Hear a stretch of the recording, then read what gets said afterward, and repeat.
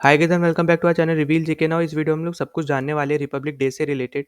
और यहाँ पे क्या थीम थी, कौन यहाँ पे चीफ गेस्ट था, और यहाँ पे जो फर्स्ट टाइम यहाँ पे इवेंट्स हुए, स्पेशली यहाँ पे जो फर्स्ट टाइम यहाँ पे कंटिजेंट्स ने यहाँ पे मार्च किया, उन सब के बारे में हम लोग अच्छे से डिस्कस करेंगे। साथ ही साथ कौन से वेपन्स यहाँ पे शो किए गए उनके बारे में हम लोग डिस्कस करेंगे। और क्या अवार्ड, जैसे आपको पता होगा कि यहाँ पे हर एक रिपब्लिक डे की परेड के बाद यहाँ पे अवार्ड्स दिए जाते हैं, बेस्ट डब्ल्यू, बेस्ट यहाँ पे मार्चिंग कंटिजेंट, इन सब से रिलेटेड। तो वो भी हम यहाँ पे अच्छे से डिस्कस करने वाले हैं। और ये सब जो टॉपिक है आपके इंपॉर्टेंट हो जाता है सीएपीएफ इंटरव्यूज़ के लिए, एफ कैट के लिए, सीडीएस के लिए, और अभी हाल में ही आपका सीएसआईआर का भी पेपर होगा तो उसके लिए भी इंपॉर्टेंट हो जाता है। तो ये जो टॉपिक है सबसे ज़्यादा इंपॉर्टेंट है आपके एग्जाम पर्सपेक्टिव से भी। तो हम लोग इस वीडियो में सब कुछ इससे रिलेटेड यहाँ पे डिस्कस करेंगे। और अगर आपने अभी तक लाइक नहीं किया तो प्लीज़ लाइक कर देना, सब्सक्राइब नहीं किया चैनल को तो प्लीज़ सब्सक्राइब कर देना। और जितना ज़्यादा हो सकता है उतना ज़्यादा शेयर कर देना ताकि ज़्यादा से ज़्यादा लोगों तक पहुँचाया जा सके इस वीडियो को। सो नाउ सबसे पहली चीज़ हमें यहाँ पे जो पता होनी चाहिए कि इस बार इंडिया 75th रिपब्लिक डे बना रहा है। तो ये आपको यहाँ पे इसका नंबर आपको अच्छे से पता होना चाहिए। और इसी को हम लोग प्लैटिनम सेलिब्रेशन भी हम लोग बोल रहे हैं। तो आपको ये चीज़ यहाँ पे दोनों चीज़ के बारे में पता होना चाहिए। फिर साथ ही साथ अगर हम थीम की बात करते हैं तो इस बार की हमारी थीम थी विकसित भारत। और दूसरी थीम थी हमारी भारत लोकतंत्र की मातृका। ठीक है, तो बेसिकली इसको अगर आप इंग्लिश में करोगे तो भारत मदर ऑफ डेमोक्रेसी। ठीक है, तो आप ऐसे भी याद कर सकते हो। तो ये दोनों इस बार की हमारी थीम थी रिपब्लिक डे की, और ये दोनों बहुत ज़्यादा इंपॉर्टेंट हो जाती है। फिर साथ ही साथ सेंट्रल विस्टा रीडेवलपमेंट प्रोजेक्ट, ठीक है, इंपॉर्टेंट है क्योंकि इससे रिलेटेड पहले भी यहाँ पे बहुत ज़्यादा क्वेश्चंस पूछे गए। और इस बार आपको सिंपली एक चीज़ पता होना चाहिए कि जहाँ पे ये मार्च होता है, ठीक है, उसका नाम कर्तव्य पथ है, जो कि 2022 में ही, सितंबर 2022 में ही यहाँ पे चेंज कर दिया था, जिसका नाम पहले राजपथ था और इंग्लिश में हम लोग किंग्स वे बोलते थे। ठीक है, तो अभी प्रेजेंट में इसका नाम है कर्तव्य पथ। तो आपको ये अच्छे से पता होना चाहिए क्योंकि ये बहुत ज़्यादा अभी न्यूज़ में भी है इससे रिलेटेड, और ये इससे रिलेटेड क्वेश्चन आए भी हैं, इसलिए मैं आपको यहाँ पे वापस से ये बता रहा हूँ। फिर अगर हम आगे यहाँ पे बात करते हैं तो इस बार जैसे मैंने आपको ऑलरेडी बताया कि नारी शक्ति को यहाँ पे बताया गया। आपने देखा होगा कि जितने भी यहाँ पे वेपन्स दिखाए गए या फिर मार्चिंग कंटिजेंट को यहाँ पे जो भी लीड कर रहा था, जिसने भी पार्ट लिया है, उसमें आपको मैक्सिमम फीमेल ऑफिसर्स यहाँ पे देखने को मिली होंगी। और इसी के थ्रू यहाँ पे इंडियन गवर्नमेंट एक टाइप से यहाँ पे प्रमोट करे कि आप ज़्यादा से ज़्यादा फीमेल्स यहाँ पे आर्म फोर्सेस में ज्वाइन करें। ठीक है, या फिर ऑक्सिलरी फोर्सेस में यहाँ पे ज्वाइन करें, जैसे दिल्ली पुलिस हो गया या फिर सीएपीएफ, सीआरपीएफ, इन सब फोर्सेस में ज़्यादा से ज़्यादा यहाँ पे फीमेल्स भी ज्वाइन करें। इसी के थ्रू यहाँ पे दर्शाया गया है परेड के थ्रू ही। और यहाँ पे आप अगर हम आगे बात करते हैं तो जैसा आपको पता होगा कि इस बार के रिपब्लिक डे के जो चीफ थे, ठीक है, तो इस बार के चीफ है हमारे फ्रांस के। ठीक है, जो इमानुएल मैक्रों है, तो वो प्रेसिडेंट जो है फ्रांस के, वो इस बार के हमारे चीफ गेस्ट थे। और आपको यहाँ पे एक चीज़ इंपॉर्टेंट जो पता होना चाहिए कि फर्स्ट फॉरेन मिलिट्री जो जिसने रिपब्लिक डे की परेड में पार्ट लिया था, ठीक है, 2016 में ये हुआ था, और वो थी फ्रांस। ठीक है, तो फ्रांस ने पहली बार इंडिया के रिपब्लिक डे की परेड में यहाँ पे पार्ट लिया था। उसके बाद से आपने देखा होगा कि जैसे पिछले साल इजिप्ट की मिलिट्री ने पार्ट लिया, और इस बार वापस से यहाँ पे फ्रांस की मिलिट्री ने पार्ट लिया है। ठीक है, तो अगर आपसे पूछा जाता है कि पहली कंट्री कौन सी थी, तो उसमें भी आपका आंसर फ्रांस रहेगा। ठीक है, तो ये बहुत ज़्यादा इंपॉर्टेंट हो जाता है इसके एग्जाम के परस्पेक्टिव से भी। फिर अगर हम आगे बात करते हैं तो इस बार फ्रांस को चीफ गेस्ट बनाने के बाद फ्रांस फर्स्ट पे आ गया, मतलब सबसे ज़्यादा बार अपीयर होने वाला as a chief guest republic day की परेड में। तो वो सबसे ऊपर है, 6 बार हमने यहाँ पे फ्रांस को बुलाया। उसके बाद फिर यूनाइटेड किंगडम आता है, फिर भूटान, सोवियत यूनियन या रशिया बोल सकते हो, ये आते हैं 4 टाइम्स। ठीक है, फिर ब्राज़ील, इंडोनेशिया, मॉरिशियस, ये 3 टाइम्स आते हैं। और आपको सबसे ज़्यादा हैरानी होगी यहाँ पे पाकिस्तान के भी हमने 2 लोगों को यहाँ पे बुलाया था। ठीक है, 2 टाइम हमने यहाँ पे पाकिस्तान की तरफ से भी यहाँ पे बुलाए हैं अपने रिपब्लिक डे परेड में। तो शुरू-शुरू में हम लोग ज़्यादा से ज़्यादा यहाँ पे फ़ोकस करते थे कि नेबरिंग कंट्रीज़ के ही आपस में मतलब लोगों को बुलाते थे ताकि हमारे रिलेशन अच्छे रहें। पर ये जो रिज़ल्ट है हमें ऐसा देखने को नहीं मिला है, उल्टा इसके अपोज़िट हमें देखने को मिला है हर एक कंट्री की तरफ से। हमने स्पेशली चाइना के भी यहाँ पे जो उनकी लिबरेशन आर्मी के चीफ़ थे उसको भी यहाँ पे बुलाया था। पर उसके बाद फिर उन्होंने यहाँ पे चाइना ने अटैक किया था। तो ऐसी बहुत सी चीज़ें हुई हैं, साथ ही साथ हमें यहाँ पे देखने को मिला है। पर हमारा मेन मोटिव था कि आस-पास की नेबरिंग कंट्रीज़ को यहाँ पे एज़ अ चीफ़ गेस्ट यहाँ पे बुलाया जाए शुरू-शुरू में, ताकि ज़्यादा से ज़्यादा हम लोग एज़ अ फ्रेंड हम लोग बना पाएँ। ठीक है? ज़्यादा से ज़्यादा लड़ाइयाँ ना हो पाएँ। नाउ अगली चीज़ जो आपको बहुत ज़्यादा इंपॉर्टेंट पता होनी चाहिए वो है यहाँ पे प्रेसिडेंट्स बॉडीगार्ड। ठीक है, तो आपको जैसे पता होगा कि इनको हम राष्ट्रपति के अंगरक्षक के नाम से भी जानते हैं। और इन्होंने इसी मतलब 2023 में, ठीक है, नवंबर में 250 साल यहाँ पे पूरे किए। आपको पता होगा कि ये one of the oldest regiment है यहाँ पे इंडियन आर्मी की, और ये शुरू हुई थी 1773 में। ठीक है, और यहाँ पे पहली बार आपको यहाँ पे देखने को मिलेगा कि 40 साल बाद बग्गी में यहाँ पे प्रेसिडेंट आए थे रिपब्लिक डे परेड में। ठीक है, तो ये बहुत ज़्यादा इंपॉर्टेंट हो जाती है ये जो न्यूज़ आपको यहाँ पे देखने को मिल रही है। और इसी से रिलेटेड अगर हम आगे बात करते हैं तो जैसा मैंने आपको ऑलरेडी बताया था कि स्टार्ट हुई है सितंबर 1773 में और 250 साल यहाँ पे इसके पूरे हो चुके हैं। ओल्डेस्ट रेजिमेंट है, ठीक है, ये भी मैं आपको बता चुका हूँ। और इसका ओरिजिनल जो पहले नाम था वो था गवर्नर जनरल्स बॉडीगार्ड, फिर ये बाद में हो गया वाइसरॉय बॉडीगार्ड, ठीक है। आपको पता है कि 1857 में जब क्रांति हुई थी उसके बाद से, और उसके बाद यहाँ पे हो गया प्रेसिडेंट्स बॉडीगार्ड यहाँ पे 1950 में, ठीक है। उसका फिर यहाँ पे आपको इनका मोटो पता होना चाहिए क्योंकि अभी बहुत ज़्यादा न्यूज़ में है, तो इसका इनका जो मोटो है बहुत ज़्यादा इंपॉर्टेंट हो जाता है। और इनका मोटो बहुत सिंपल सा है यहाँ पे, भारत माता की जय, ठीक है। ये आपको ऐसे ही याद रहेगा, विक्ट्री टू मदर इंडिया, ठीक है। ये बहुत ज़्यादा इंपॉर्टेंट मोटो हो जाता है, ये स्पेशल आपको यहाँ पे पता होना चाहिए हर एक एग्जाम के पॉइंट ऑफ व्यू से, ठीक है। फिर अगर हम इसी में आगे बात करते हैं तो यहाँ पे जो मैंने आपको ऑलरेडी बताया था कि ट्रेडिशनल बग्गी यहाँ पे 40 साल बाद, ठीक है, यहाँ पे 40 साल पहले यहाँ पे यूज़ हुई थी 1984 में, अब ये 24 यहाँ पे 24 में ये यूज़ हो रही है, मतलब 40 साल बाद यहाँ पे ट्रेडिशनल बग्गी में प्रेसिडेंट आए हैं यहाँ पे रिपब्लिक डे परेड में, ठीक है। तो ये भी बहुत ज़्यादा इंपॉर्टेंट हो जाती है न्यूज़, आपको यहाँ पे इसके बारे में भी पता होना चाहिए। फिर अगर हम आगे बात करते हैं तो जैसा मैंने आपको बताया था कि हर साल अब 2016 के बाद से ही हमें देखने को मिला है कि जो भी यहाँ पे चीफ गेस्ट होता है उनकी आर्मी भी यहाँ पे पार्ट लेती है अपने रिपब्लिक डे परेड में। तो इस बार भी यहाँ पे फ्रेंच की आर्मी ने यहाँ पे पार्ट लिया है, ठीक है। यहाँ पे 30 मेंबर का बैंड ग्रुप था, फिर उसके साथ 60 मेंबर्स का एक मार्चिंग कंटिजेंट था, ठीक है। उसके साथ आप यहाँ पे इनके ऑफिसर्स का नाम भी पढ़ सकते हो, वैसे इतना ज़्यादा इंपॉर्टेंट नहीं रहेगा, पर आपसे ये बस सिंपल पूछा जा सकता है कि कौन सी कंट्री की आर्मी ने यहाँ पे पार्ट लिया है, तो वो ऑब्वियस सी बात होती है, जो चीफ गेस्ट होता है उसी की आर्मी यहाँ पे पार्ट लेती है। और जो यहाँ पे इंपॉर्टेंट चीज़ है आपको पता होना चाहिए कि फ्रांस की जो एयरफोर्स का नाम है ना वो France air and space force है, ठीक है। मैंने अभी कुछ ही वीडियो पहले यहाँ पे बताया था इसके बारे में भी, तो आपने अगर नहीं देखा वो वीडियो ज़रूर देख लेना। तो बेसिकली यहाँ पे इंडिया की जो अभी कोशिश है वो यही है कि इंडियन एयरफोर्स का भी नाम हम लोग लाइक दिस, मतलब ऐसा ही कुछ कर सके जहाँ पे इंडियन एयरफोर्स ही यहाँ पे एयर और स्पेस की फील्ड में हम आगे काम करेगी, ठीक है। उसके बाद फिर अगर हम बात करते हैं यहाँ पे मार्चिंग कंटिजेंट के साथ साथ एक टैंकर ट्रांसपोर्ट एयरक्राफ्ट भी यहाँ पे फ्रांस की तरफ से दिखाया गया है, ठीक है। वो आप यहाँ पे फोटो देख सकते हो। तो बेसिकली एक ये रिफ्यूलिंग एयरक्राफ्ट है, ठीक है, रिफ्यूलिंग आप बोल सकते हो एयरप्लेन है। और उसी के साथ साथ 2 रफ़ाल भी यहाँ पे आए थे, ठीक है। मतलब ऐसा समझ सकते हो कि आप एयरफोर्स भी है और आर्मी भी यहाँ पे फ्रांस की आई थी इस पर्टिकुलर हमारी रिपब्लिक डे परेड में। फिर अगर हम आगे बात करते हैं तो यहाँ पे आपको जो इंपॉर्टेंट चीज़ पता होना चाहिए कि परेड के कमांडर कौन थे, तो वो थे लेफ्टिनेंट जनरल भवनीश कुमार, ठीक है। तो ये इंपॉर्टेंट नाम है, इसके बारे में आपको इनके बारे में आपको पता होना चाहिए।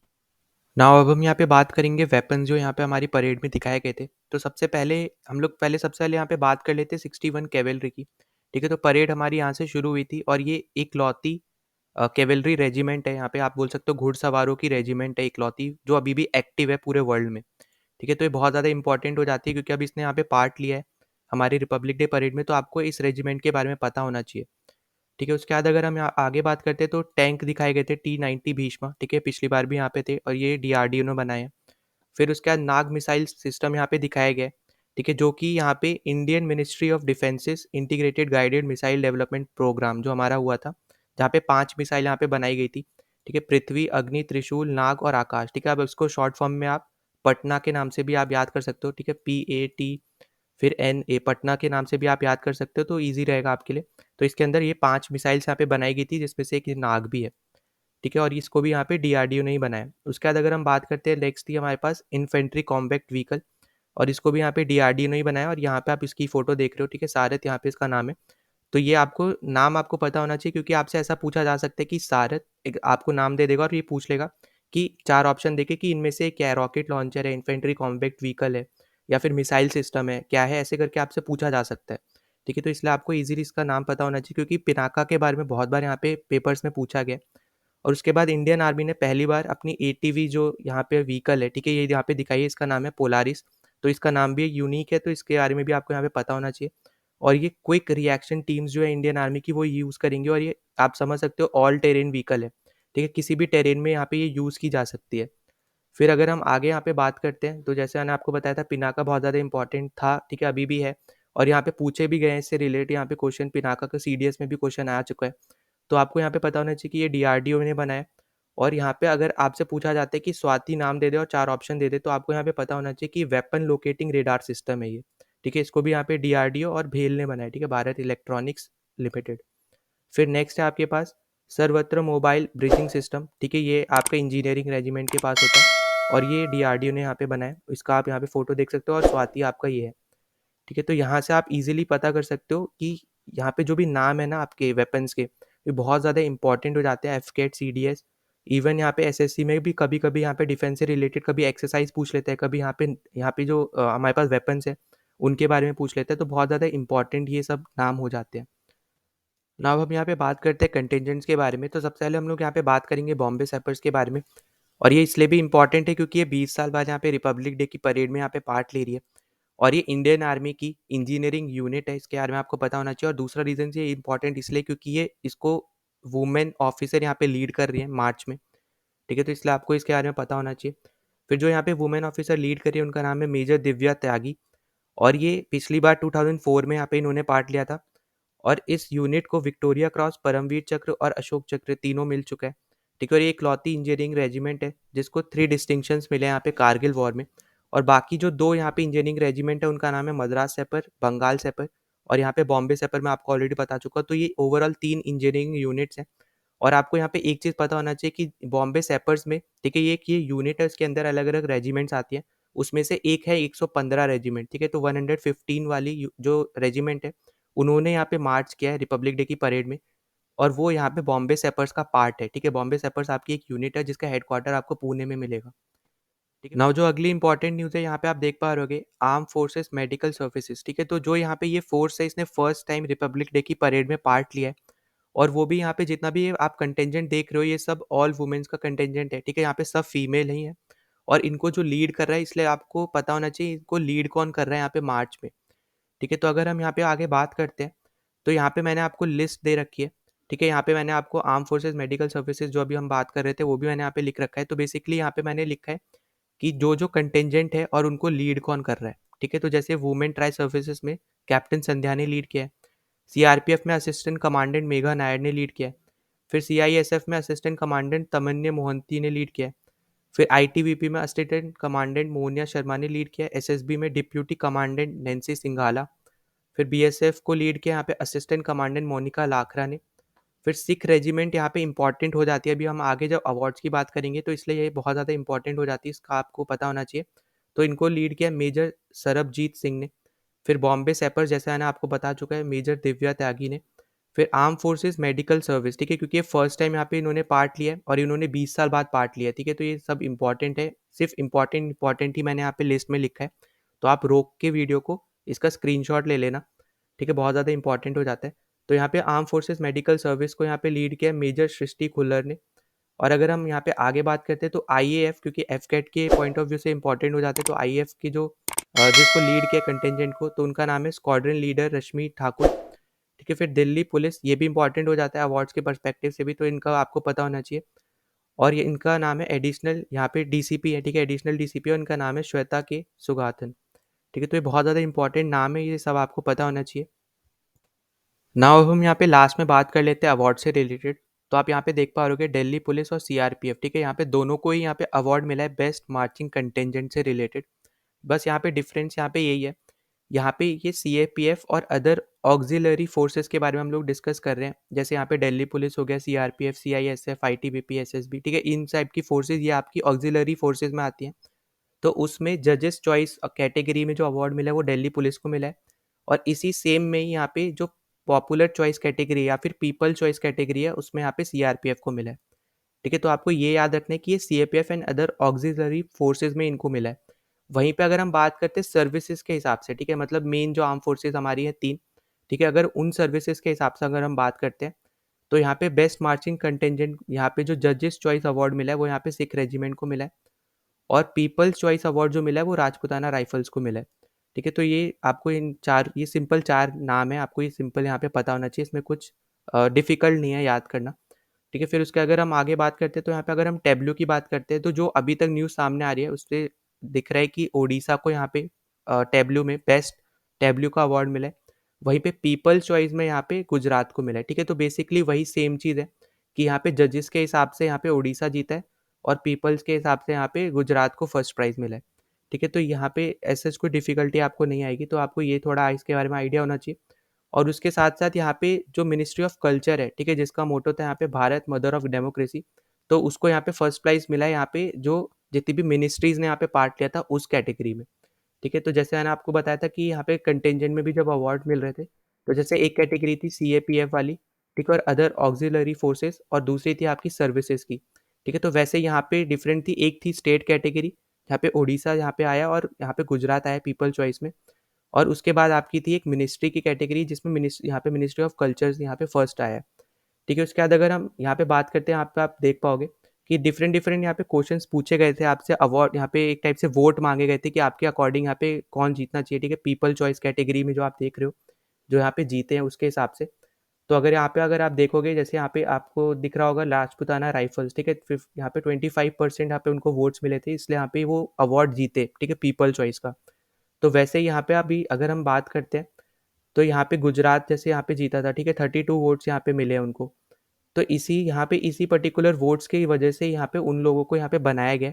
और वहीं पे अगर हम बात करते हैं मिनिस्ट्री के हिसाब से चॉइस ऑफ पीपल वाले में, ठीक है, पीपल्स चॉइस अवार्ड में, तो उन यहाँ पे मिनिस्ट्री ऑफ होम अफेयर्स को यहाँ पे वोट मिला है, ठीक है, सबसे ज़्यादा। तो इन्हीं को ही यहाँ पे पीपल चॉइस अवार्ड में यहाँ पे फर्स्ट पोजीशन पे आएंगे। ठीक है, तो यहाँ पे आई होप कि आपको ये पूरा टॉपिक अच्छे से समझ में आया होगा।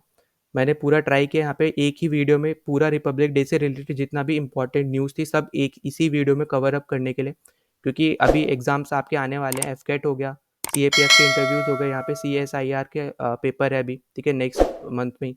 तो इसलिए बहुत ज़्यादा ये इंपॉर्टेंट हो जाते हैं। फिर सीडीएस में भी हमने देखा है कि ऐसे क्वेश्चन यहाँ पे पूछे जाते हैं। और आई होप कि आपको ये टॉपिक अच्छे से समझ में आया होगा। अगर आपने अभी तक हमारे चैनल को सब्सक्राइब नहीं किया तो सब्सक्राइब कर देना और वीडियो को लाइक कर देना, क्योंकि इससे ही हमें आगे वीडियोस बनाने के लिए सपोर्ट मिलता रहता है। इससे ही आपको इन्फॉर्मेटिव वीडियोस आपको देखने को भी मिलेगी और मैं ऐसी वीडियो आपके लिए लाता रहूँगा आगे। तो प्लीज़ इसको लाइक कर देना और साथ ही साथ अगर सब्सक्राइब नहीं किया तो सब्सक्राइब कर देना चैनल। चलो मिलते हैं नेक्स्ट वीडियो में, टिल देन बाय।